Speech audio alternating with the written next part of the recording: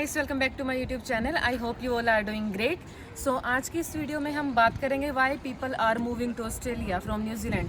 Because अभी जो है वो काफ़ी ज़्यादा जो है वो लोग मूव कर रहे हैं। सो आज की इस वीडियो में हम उन्हीं रीजंस की बात करेंगे कि why they are moving to Australia from New Zealand. So without wasting time let's start the video. So सबसे पहला और सबसे बिग रीज़न ये है कि ऑस्ट्रेलिया जो है वो काफ़ी बड़ा है, वो एक बिग कंट्री है कंपेयर टू न्यूजीलैंड। अगर हम मैप में भी देखते हैं तो आपको न्यूजीलैंड जो है वो एक काफ़ी छोटी कंट्री दिखेगी और इसकी वजह से जो है यहाँ पर जॉब अपॉर्चुनिटीज़ बहुत कम है। अगर हम बात करें एरिया के अकॉर्डिंग और अगर हम बात करें पॉपुलेशन के अकॉर्डिंग, सो दोनों ही तरीके से जो है वो ऑस्ट्रेलिया काफ़ी बड़ा है। सो इसीलिए लोग जो हैं वहाँ पर मूव करना प्रेफर करते हैं यहाँ पर रहने के बजाय।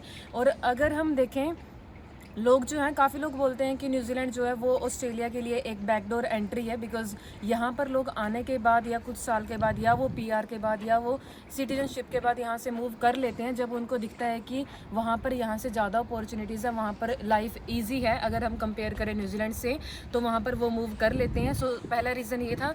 नेक्स्ट अगर हम बात करें सो वो हाउस रेंट की।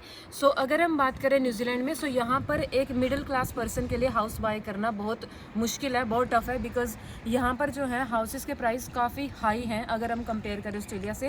हालांकि इतने ज़्यादा हाई ऑस्ट्रेलिया में नहीं है, हाई वहाँ पर भी हैं, लेकिन कंपेयर अगर न्यूजीलैंड से करें सो यहाँ पर बहुत ज़्यादा हाई है। यहाँ पर एक हाउस लेना बहुत टफ है। सो इसीलिए लोग जो है वहाँ पर मूव करना प्रेफर करते हैं। सो नेक्स्ट अगर हम बात करें सो वो है ग्रोसरी की। सो ऑब्वियसली बात है कि जहाँ पर पॉपुलेशन ज़्यादा होगी वहाँ पर जो है ग्रोसरी के प्राइसेस जो है वो चीप होंगे। और ऑस्ट्रेलिया में जो है कंपेयर टू न्यूजीलैंड वहाँ पर ग्रोसरी काफ़ी सस्ती पड़ती है, तो इसीलिए भी वहाँ लोग जो है मूव करते हैं। एक रीज़न ये भी है। नेक्स्ट अगर हम बात करें सो एक होती है जैसे पीएफ स्कीम की। अगर हम न्यूजीलैंड की बात करें, जैसे अपने इंडिया में होता है कि आपकी सैलरी का कुछ पार्ट आपका पीएफ में जाता है और जब आपकी रिटायरमेंट हो जाती है तब आपको वो पैसा मिलता है। तो अगर हम बात करें न्यूजीलैंड की, सो यहाँ पर कीवी सेवर के नाम से होता है। सो कीवी सेवर में आपका जाता है 3% जो आपको एम्प्लॉयर देता है और जो आपको आगे ओल्ड एज में मिलेगा। सो लेकिन अगर हम बात करें ऑस्ट्रेलिया की, सो ऑस्ट्रेलिया में होता है सुपर पेंशन के नाम से ये होता है और इसके अंदर जो है एम्प्लॉयर आपको 10 to 11% देता है और मे बी 11 to 12 हो सकता है आगे पीछे थोड़ा। सो ऐसा होता है। तो अगर हम डिफरेंस देखें तो वो कोई 1-2% का नहीं है, वो 8 to 9% का है, जो काफ़ी ज़्यादा है। वो जो है आपको एम्प्लॉयर देगा। सो ये एक बड़ा रीज़न है क्योंकि आपका जो है ओल्ड एज में आपका यही पैसा काम आता है। जब आपको दिख रहा है कि 3% से अगर हम देखें 11 to 12, सो ये एक बहुत बड़ा गैप हो जाता है और एक बहुत बड़ा रीज़न भी बनता है वहाँ पर मूव करने का।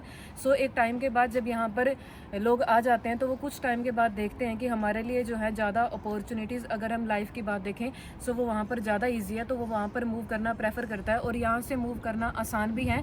इसलिए जो जिन स्टूडेंट का ऑस्ट्रेलिया का नहीं आता है वीज़ा या उनको प्रॉब्लम आती है तो वो यहाँ पर आना प्रेफर करता है क्योंकि यहाँ से जो एंट्री लेनी ऑस्ट्रेलिया में आसान है। सो ये भी एक काफ़ी बड़ा रीज़न है। सो नेक्स्ट अगर हम बात करें सो वो है ऑस्ट्रेलिया जो है वो इंडिया के पास पड़ता है। सो जो लोग इंडिया से आते हैं, अगर हम बात करें न्यूजीलैंड की, सो न्यूजीलैंड काफ़ी दूर है और यहाँ के कोई डायरेक्ट फ़्लाइट नहीं है और डायरेक्ट नहीं है तो वहाँ पर यहाँ आने में काफ़ी टाइम लग जाता है। सो मेरे खुद का भी देखें, मेरी पहले जो फ़्लाइट थी हांगकॉन्ग तक की वो 4 आवर्स की थी। उसके बाद मेरा 15 आवर्स का स्टे था हांगकॉन्ग, जो कि एक पूरा दिन आप लगा कर चलो। और उसके बाद अगली फ़्लाइट थी मेरी 15 आवर्स की। सो काफ़ी टाइम लग जाता है, 2 दिन आप लगा कर चलो और इतना ट्रैवल करना काफ़ी टफ हो जाता है।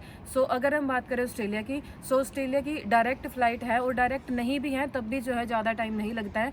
3-4 आवर्स का जो है वो गैप है और ये भी काफ़ी ज़्यादा होता है जिन लोगों को जो वो इंडिया जाना होता है कुछ टाइम के बाद। सो उनके लिए ये थोड़ा आसान रहता है कि वो ऑस्ट्रेलिया से वो इंडिया जाएँ। सो इसीलिए भी लोग जो है मूव करते हैं। एक ये रीज़न ये भी है। सो नेक्स्ट अगर हम बात करें एजुकेशन की, सो एजुकेशन की भी अगर हम बात करें सो न्यूजीलैंड में जो है वो यूनिवर्सिटीज़ इतनी ज़्यादा नहीं हैं यहाँ पर। लेकिन अगर हम बात करें ऑस्ट्रेलिया की, सो वहाँ पर जो है काफ़ी सारे कॉलेजेस हैं, काफ़ी सारी यूनिवर्सिटीज़ हैं और कुछ ऐसे कोर्सेज़ हैं जो आपको ऑस्ट्रेलिया में ही मिलेंगे, वो न्यूजीलैंड में नहीं है। सो एजुकेशन अगर आपका मेन पर्पज़ है कि आपको अपनी जो है स्टडी कंप्लीट करने के बाद अपने कंट्री में वापस जाना है तो आपके लिए ऑस्ट्रेलिया एक बेटर ऑप्शन रहेगा। पहले आप वहाँ का ट्राई करें, वहाँ का नहीं बनता है वो एक अलग रीज़न है कि आप इस कंट्री का ट्राई करो, लेकिन पहले आप ऑस्ट्रेलिया का ट्राई करो अगर आप स्टडी पर्पज़ से भी आ रहे हो। और एक और बात अगर हम करें, सो अगर आप यहाँ पर पीआर हो जाते हो तो आप ऑस्ट्रेलिया में काम नहीं कर सकते, लेकिन अगर आपकी यहाँ पर सिटीजनशिप आ जाती है तब आप ऑस्ट्रेलिया में भी काम कर सकते हो और कुछ टाइम के बाद जो वहाँ के भी आपको सिटीजनशिप मिल जाती है। तो ये एक रास्ता आपके लिए खुलता है न्यूजीलैंड आने के बाद। लेकिन जितना मैंने देखा है कि बहुत सारे लोगों की जो होती है वो डेस्टिनेशन न्यूजीलैंड नहीं होती है, वो एक रास्ता बनती है आपका ऑस्ट्रेलिया जाने का। सो ये कुछ ऐसे रीज़न थे और ये रीज़न काफ़ी बड़े रीज़न है। अगर आप देखो, आप अपनी पीएफ स्कीम के लिए देखो कि आपका कितना जो है आपका सेव हो रहा है, कितना आपको ओल्ड एज में मिलेगा। अगर आप इंडिया के नियर किसी कंट्री को देखते हो, अगर आप ग्रोसरी के प्राइसेस देखते हो चीप है, अगर आप हाउसेस का देखते हो, तो ऑस्ट्रेलिया आपके लिए बेटर रहेगा कंपेयर टू न्यूजीलैंड। बट अगर आपका, मेरे खुद के भी जितने सर्कल में लोग आते हैं, मैं उनको यही बोलती हूँ कि पहले तुम ऑस्ट्रेलिया का ट्राई करो। हाँ, नहीं बनता है वो एक अलग रीज़न है, फिर आप इस कंट्री में आ सकते हो। सो ये कुछ ऐसे रीजंस हैं जिनकी वजह से जो है लोग ऑस्ट्रेलिया मूव कर रहे हैं। सो आज की वीडियो में इतना ही, मिलते हैं नेक्स्ट वीडियो में। Do like, share and subscribe my channel, keep supporting me. मिलते हैं नेक्स्ट वीडियो में, till then bye bye, see you, take care. तो आज हम आए थे सिटी और ये आपको दिखाते हैं फेरीज का ये जो व्यू है यहाँ पर काफ़ी अच्छा है। व्लॉग भी हमने यहीं पर शूट किया है। ये देखिए पीछे जो है वो सारे होटल्स हैं।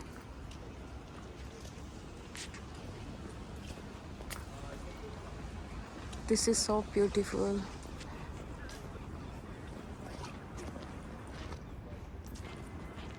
सो फेरीज का यहाँ पर एक टिकट होती है $35 to $40 की, और आप होप कार्ड जो आप बस और ट्रेन में आप यूज़ करते हो, आप उससे भी ट्रैवल कर सकते हो। होप कार्ड से आपके जो है पैसे वो कट जाएंगे। और अगर आपको टिकट लेने हैं तो आप स्टेशन से टिकट लेकर भी जो है फेरी से ट्रैवल कर सकते हो। जो इसके दूसरी तरफ है वो आइलैंड है वाइकी, अगर आपको वहाँ जाना है तो वहाँ ट्रेन या बसेस नहीं जाती है, वो समुंदर के उस पार है। उसके लिए आपको फेरी से जाना पड़ेगा, फेरी की आपको टिकट लेनी पड़ेगी, फिर आप दूसरे आइलैंड पर जा सकते हो। ये जो सामने आप देख रहे हो वो शिप है, और यहाँ पर जैसा कि आप लोग देख रहे हो काफ़ी फेरीज़ हैं। यहाँ पर लोगों की अपनी पर्सनल फेरीज़ भी होती हैं जो वो यूज़ करते हैं, फिर यहीं पर छोड़कर चले जाते हैं। और कुछ ऐसी फेरीज़ हैं बड़ी जिनके अंदर रूम भी होते हैं, आपको रूम भी मिलेंगे। आज जो है मौसम भी काफ़ी अच्छा है, बारिश हो रही है सुबह से। और यहाँ पर जो भी बड़े बड़े आपको होटल्स मिलेंगे वो यहीं पर मिलेंगे। फेरीज़ के जो उस साइड हैं वो सारे होटल्स हैं, ये देखिए पीछे। और ये देखिए आप फेरी कितनी बड़ी है।